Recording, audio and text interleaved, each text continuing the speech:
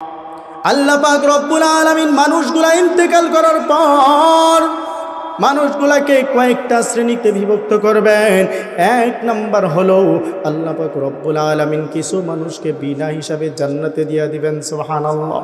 আরেক শ্রেণীর মানুষকে আল্লাহ পাক রব্বুল আলামিন এদেরকে হিসাবের কাঠগড়ায় দাঁড় করাইবেন। হিসাবের কাঠগড়ায় দাঁড় করাইয়া আল্লাহ পাক রব্বুল আলামিন এই সমস্ত ব্যক্তিদেরকে হিসাব কার্য সম্পাদন করবেন। হিসাব কার্য সম্পাদন করার পর কিছু মানুষকে বিভিন্ন মেয়াদে জাহান্নামে দিয়া দিবেন, আর কিছু মানুষকে আল্লাহ পাক রব্বুল আলামিন হিসাব কার্য শেষ করার পর জান্নাতে পৌঁছায়া দিবেন। যেই সমস্ত মানুষগুলা জান্নাতে চলে যাবে, এই সমস্ত জান্নাতীরা আল্লাহ পাক রব্বুল আলামিনের কাছে যায় আবেদন জানাইবে, ওগো আল্লাহ, এই জাহান্নামীদেরকে আমাদের সাথে একটু দেখা সাক্ষাৎ করার ব্যবস্থা করে দাও। এ মুসলমান, আল্লাহ পাক রব্বুল আলামিন ওই জান্নাতীদেরকে আর জাহান্নামীদেরকে দেখা সাক্ষাৎ করার জন্য একটা ব্যবস্থা করে দিবেন। এক সাইডে দিয়া জান্নাতীদেরকে আনবেন, আরেক সাইড দিয়া জাহান্নামীদেরকে আনবেন। মাঝখানে একটু খালি জায়গা, সেই খালি জায়গার মধ্যে সেই খালি জায়গা রাইখা, ফাঁকা জায়গাটা রাইখা আল্লাহ পাক রব্বুল আলামিন জান্নাতীদেরকে রাখবেন আর জাহান্নামীদেরকে রাখবেন। জাহান্নামীরা তখন জান্নাতীরা তখন জাহান্নামীদেরকে কিছু প্রশ্ন করবে। জান্নাতীরা জাহান্নামীদেরকে প্রশ্ন করবেন। এক নাম্বার প্রশ্ন, জান্নাতীরা ডাইকা ডাইকা বলে, জাহান্নামীরা কোন কারণে তোমরা জাহান্নামে এসেছো? তখন জাহান্নামীরা উত্তর দিতে থাকবে, ক্বালু লাম নাকু মিনাল মুসাল্লিন, আমরা জাহান্নামীরা নামাজ আদায় করতাম না। মুসলমানের ঘরে জন্ম দিয়ে আল্লাহ পাক রব্বুল আলামিন আপনাকে আমাকে এখন পর্যন্ত মুসলমানিত্বের উপর টিকায় রাখছেন। কথা বলেন ঠিক না? অথচ সেই নবী পয়গম্বর আলাইহিস সালাতু ওয়াস সালামের যুগ থেকে আমরা বহু যুগের মানুষ, সেই পয়গম্বর আলাইহিস সালাতু ওয়াস সালামের দেশ থেকে আমরা বহু দূর দেশের মানুষ, অথচ পয়গম্বরের কাছের মানুষ ছিলেন, কিন্তু তারা ঈমানের মতো সম্পদ অর্জন করতে পারে নাই। কথা বলেন ঠিক না? নবী আলাইহিস সালাতু ওয়াস সালামের যুগের মানুষ ছিলেন, পয়গম্বর আলাইহিস সালাতু ওয়াস সালামের কাছের মানুষ ছিলেন, ওই দেশের মানুষ ছিলেন, তারপরেও তারা এই নবীর উপর ঈমান আনতে পারে নাই, মুসলমান হতে পারে নাই। আমরা বহু দূর দেশের মানুষ হওয়ার পরেও, নবী পয়গম্বরের যুগ থেকে বহু বছর পরের মানুষ হওয়ার পরও আল্লাহ পাক রব্বুল আলামিন আপনাকে আমাকে ঈমানদারিত্বের মধ্যে টিকায় রাখছেন। কথা বলেন ঠিক না? নবীর কাছের মানুষ ছিলেন, তারপরেও ঈমান আনার সৌভাগ্য হয় নাই। আবু জাহেল কোন যুগের মানুষ ছিল? পয়গম্বরের যুগের মানুষ ছিল। কথা বলেন ঠিক না বেঠিক? আবু জাহেল নবীর দেশের মানুষ ছিল, পয়গম্বরের কাছের মানুষ ছিল, পয়গম্বরের যুগের মানুষ ছিল, তারপরেও ঈমান আনার মতো সৌভাগ্য হয় নাই। বরং পয়গম্বর আলাইহিস সালাতু ওয়াস সালামকে বিভিন্নভাবে আটকানোর জন্য পয়গম্বর আলাইহিস সালাতু ওয়াস সালামকে বিভিন্নভাবে বিভিন্ন উদ্ভট প্রশ্ন করছেন, কিভাবে পয়গম্বরকে আটকানো যায়, কিন্তু না, পয়গম্বরকে আটকাইতে পারে।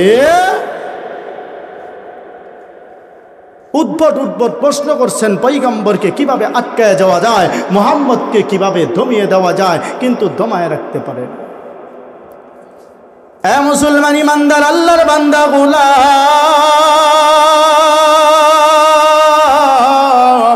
আবু জাহেল একটা পুতুল লালন পালন করত, সেই পুতুল নিয়ে সে পকেটে নিয়ে ঘুরে বেড়াইতো।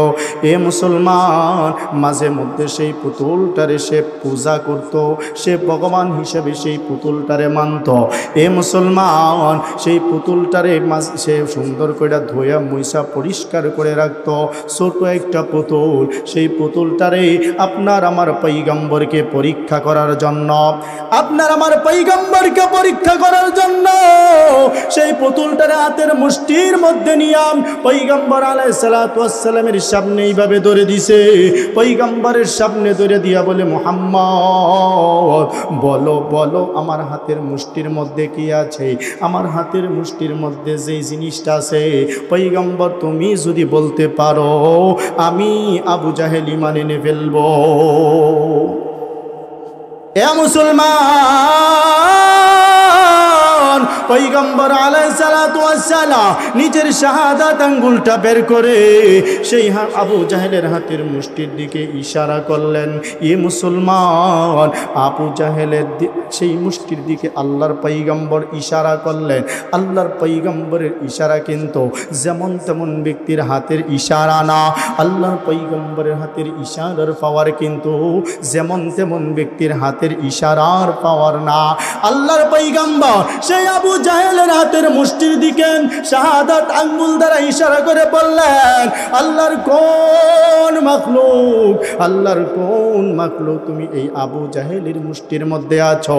আবু জাহেলের এই মুষ্টির মধ্যে আল্লাহর যে কোনো মাখলুক তুমি থাকো না কেন, তুমি কালেমা পড়ে নাও। যেই মাত্র আল্লাহর পয়গম্বর এই কথা বলছে, আবু জাহেলের হাতের মুষ্টি থেকে কালিমায়ে শাহাদাতের আওয়াজ বের হয়ে গেছে। সুবহানাল্লাহ। এইবার আবু জাহেল বলে, আর হাতের মধ্যে যে পুতুল ছিল কালেমার আওয়াজ বের হয়ে যাওয়ার সঙ্গে সঙ্গে সেই পুতুলটারে জমিনের মধ্যে ফালায় দিছে। ফালা দিয়া কয়, মুহাম্মদ আগে জানতাম তুমি একটা পাগল, কিন্তু না না মুহাম্মদ তুমি পাগল না, পাগল না। এখন দেখি মুহাম্মদ তুমি বড় একটা আস্তা একটা জাদুকর। সেই পুতুলটারে জমিনের মধ্যে ফালায় দেয় আর কই, মুহাম্মদ তুমি আস্তা একটা বড় জাদুকর। আগে বলছিল মুহাম্মদ তুমি আমার হাতের মধ্যে কি আছে বলতে যদি পারো তাহলে আমি ঈমান এনে ফেলবো। এখন যখন শুধু হাতের মধ্যে কি আছে পয়গম্বর এটাই বলেন নাই, কিন্তু হাতের মধ্যে যেই মূর্তি আছে, যেই মূর্তির পুতুল, সেই মূর্তির পুতুলের জবান থেকে পয়গম্বর আলাইহিস সালাতু ওয়াস সালাম কালেমার আওয়াজ বাইর করে আনছে। এইবার বাটপারের করে বাটপারে কয়, মুহাম্মদ তুমি একটা পাগল। আমরা বলবো আবু জাহেল আস্তা একটা বাটপার, ঠিক কিনা? আবু জাহেল কি বলেন? জোরে বলেন, আরো জোরে। হইছে না তো? বাটপার ঘুমায়েন না কেউ। আগে বলছে ঈমান আনবো, পরে যখন হাতের মুষ্টি থেকে কালেমার আওয়াজ পয়গম্বরে বের করে আনছে, এরপরে বলে, ও মুহাম্মদ তুমি পাগল না, আগে জানতাম পাগল, এখন দেখি মুহাম্মদ তুমি বড় একটা জাদু। এই জন্য বলি নবীর যুগের মানুষ ছিল, পয়গম্বরের দেশের মানুষ ছিল, পয়গম্বরের কাছের মানুষ ছিল, এরপরেও ঈমান আনার মতো সৌভাগ্য হয় নাই। আমরা সেই পয়গম্বরের দেশ থেকে বহু দূরের মানুষ, আমরা সেই পয়গম্বরের যুগ থেকে বহু বহু যুগ পরের মানুষ। আল্লাহ পাক রব্বুল আলামিন এরপরেও আমাদেরকে এখনো ঈমানদারের খাতায় নাম লেখায় রাখছেন। এ মুসলমান, আলহামদুলিল্লাহ দুইবার বলাইলাম। এই আলহামদুলিল্লাহ বেশি বেশি বললে ফায়দা, লাভ আছে না ক্ষতি? আওয়াজ তুলে বলেন, লাভ না ক্ষতি? হযরত ইমাম গাযালী রাহমাতুল্লাহি আলাইহি বলে, এই আলহামদুলিল্লাহ শব্দটার মধ্যে অক্ষর হলো 8টা। কয়টা বলেন? আলহামদুলিল্লাহ শব্দটার মধ্যে অক্ষর হলো 8টা। আল্লাহ পাক রব্বুল আলামিনের তৈরি জান্নাত কয়টা?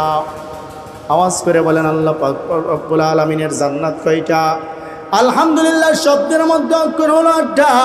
আল্লাহ পাক রব্বুল আলামিনের তৈরি জান্নাত হলো 8টা।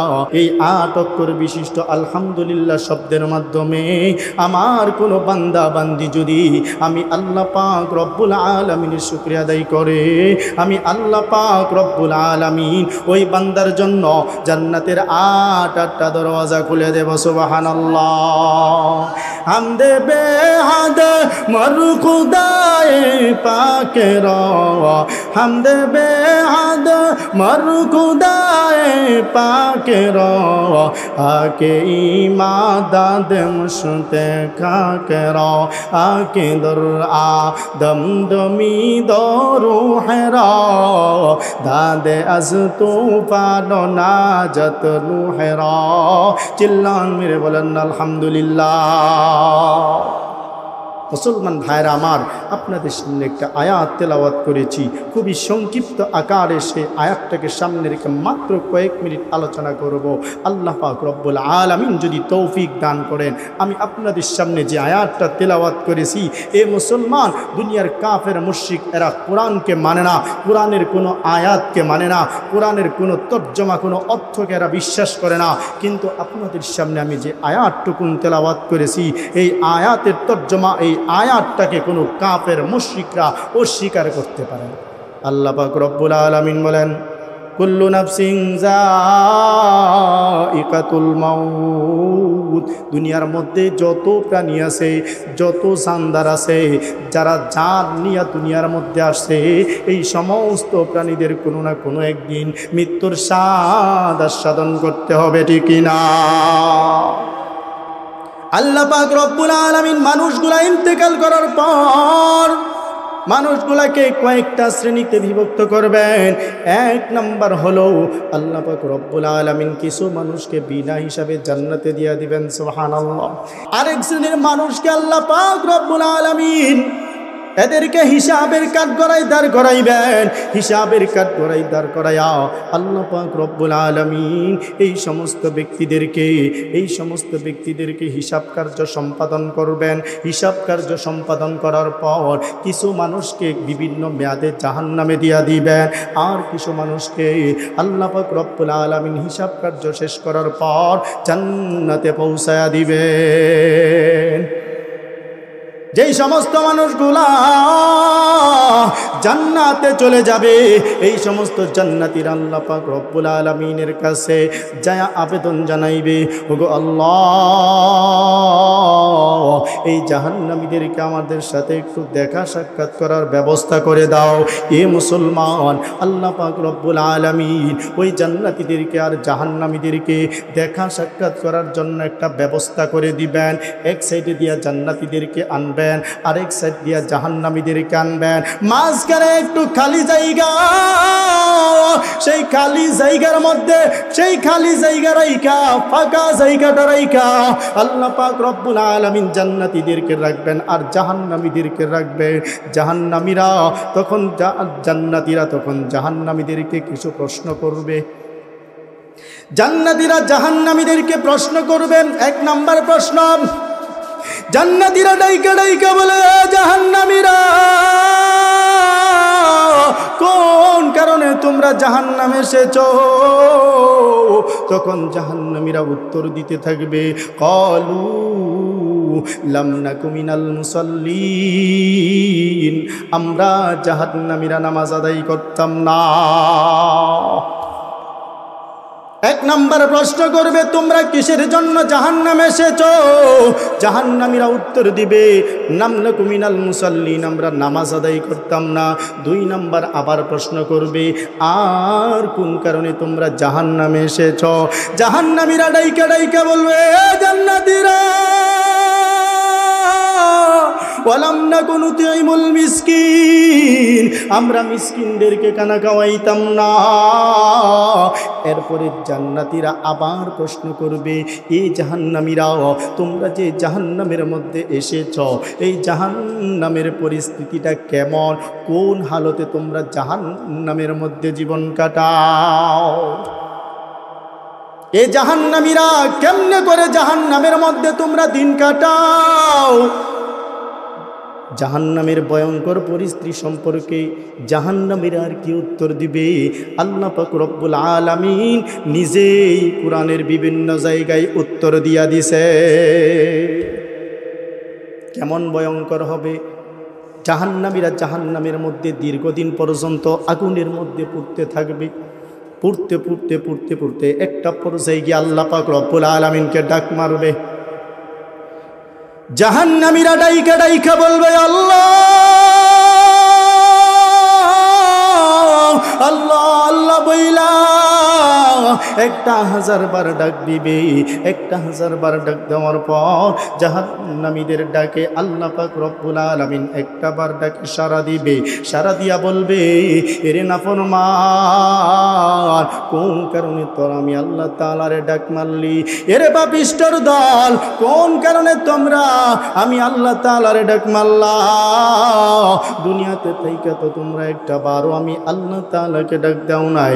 এ জাহান্নামীরা বলো বলো, কেন আমাদেরকে ডাক, কেন আমি আল্লাহকে ডাক দিছ? জাহান্নামীরা বলতে শুরু করবে, ওগো আল্লাহ, জাহান্নামের ভয়ঙ্কর আগুন আর সহ্য হয় না। এ মুসলমান বন্ধু, জাহান্নামের আগুন কেমন ভয়ঙ্কর! দুনিয়ার আগুন তো গায়ের মধ্যে লাগলে প্রথমে জামার মধ্যে লাগে, ঠিক কিনা বলেন? এরপরে গিয়া চামড়ার মধ্যে লাগে, এরপরে গিয়া হাড্ডির মধ্যে লাগে, এরপরে গোশতের মধ্যে লাগে, এরপরে হাড্ডির মধ্যে লাগে। কিন্তু জাহান্নামের আগুন, জাহান্নামের আগুন কাপড়ের মধ্যে লাগে না, জাহান্নামের আগুন চামড়ার মধ্যেও না, জাহান্নামের আগুন গোশতের মধ্যেও না। এই সবগুলা ব্যাদ করে জাহান্নামের আগুনগুলা সরাসরি বান্দার হাড্ডির মধ্যে লাইগা যায়।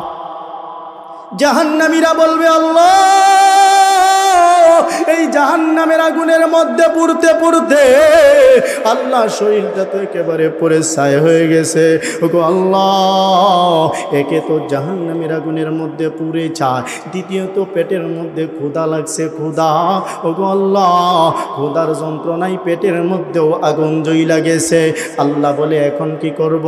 বান্দা ডাইকা ডাইকা বলবে, আল্লাহ, আমাদের জন্য একটু খাবারের ব্যবস্থা করে দাও। আল্লাহ পাক রব্বুল আলামিন ডাইকা ডাইকা বলবে, এ জাহান্নামের দারোগারা, এদের জন্য খাবারের ব্যবস্থা করে দাও। জাহান্নামের দারোগারা বলবে, আল্লাহ, এদের জন্য কোন ধরনের খাবারের ব্যবস্থা করব? আল্লাহ পাক রব্বুল আলামিন বলেন, লাআকিলুনা মিন শাজারিন মিন যাক্কুম। আল্লাহ বলেন, এ জাহান্নামের দারোগারা, এদের জন্য যাক্কুম ফলের ব্যবস্থা করে দাও। এ বন্ধু, যাক্কুম ফল কেমন ফল? যাক্কুম ফল এমন একটা ফল, যেই ফলের উপরের দিক দিয়েও কাটা, আবার ভিতরের দিক দিয়েও কাটা। এই জাহান্নামীরা ক্ষুধার তাড়নায় জাহান্নামীর ফলগুলা খাইতে থাকবে, খাইতে থাকবে। জাহান্নামীরা যেই মাত্র ফলগুলা খাইবে, আরো বেকায়দার মধ্যে পড়ে যাবে। গলার মাঝখান বরাবর গিয়া সেই যাক্কুম ফলগুলো আটকে যাবে, উপরের দিকেও আসবে না, ভিতরের দিকেও যাবে না। আবার আল্লাহ তাআলারে ডাক মারবে, ওগো আল্লাহ, খাবার খাইছিলাম না, এটাই তো ভালো ছিল, এখন কেমন খাবার দিলা? এখন কি এমন খাবার দিলা?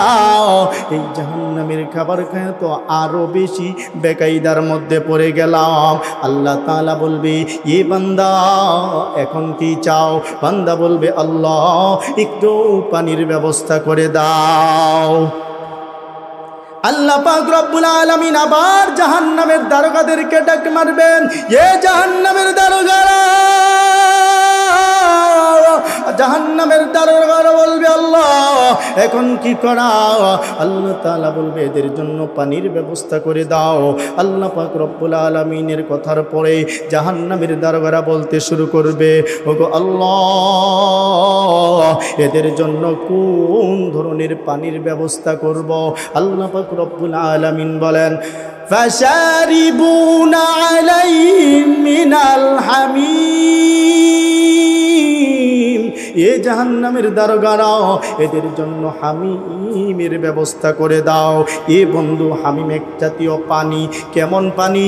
জাহান্নামীর আগুনের মধ্যে পুড়তে পুড়তে পুড়তে পুড়তে এদের শরীর থেকে ঘাম জমিনের মধ্যে পড়বে, এদের শরীর থেকে রক্ত গলে গলে জমিনের মধ্যে পড়বে, এদের শরীর থেকে পুঁজগুলা গলে গলে জমিনের মধ্যে পড়বে।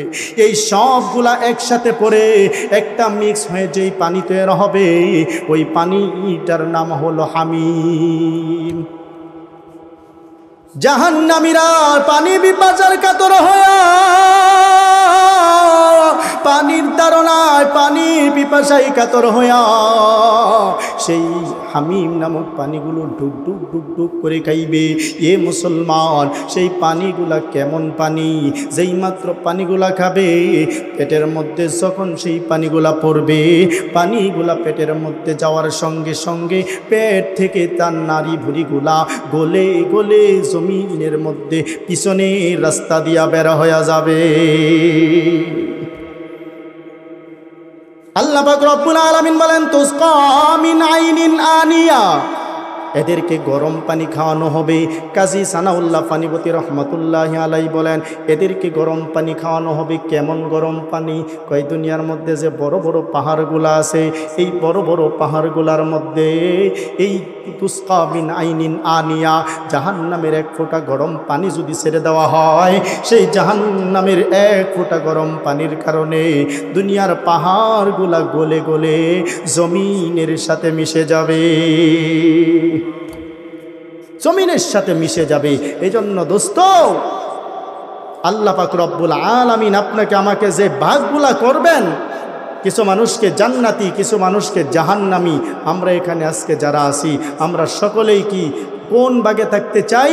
আল্লাহ পাক রব্বুল আলামিন যেন আমাদেরকে সকলকে সেই জান্নাতের যে ভাগ আল্লাহ পাক রব্বুল আলামিন করবেন, আপনাকে আমাকে আমাদের সকলকে সেই জান্নাতের ভাগের মধ্যে থাকার তৌফিক দান করো। আল্লাহ পাক রব্বুল আলামিন আপনাকে আমাকে সকলকে সেই জান্নাতীদের অন্তর্ভুক্ত হওয়ার জন্য কবুল করেন। সকল বলেন আমিন।